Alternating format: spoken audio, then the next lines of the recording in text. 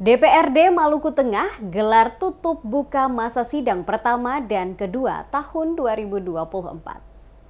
Dalam rangka melaksanakan agenda tahunan, DPRD Maluku Tengah secara resmi gelar rapat paripurna penutupan masa sidang pertama dan pembukaan masa sidang kedua tahun 2023 hingga 2024 Selasa 14 Mei 2024. Paripurna dipimpin Wakil Ketua DPRD Maluku Tengah, Demianus Hatu, didampingi Wakil Ketua Heri Menkarhaurisa. Sidang paripurna itu terlaksana setelah 21 dari 40 anggota legislatif di daerah itu hadir dan peserta dianggap memenuhi quorum persidangan. Dalam penutupan masa sidang itu, Hatu kemudian menjelaskan sejumlah agenda yang telah dituntaskan lembaga wakil rakyat itu dalam masa sidang pertama.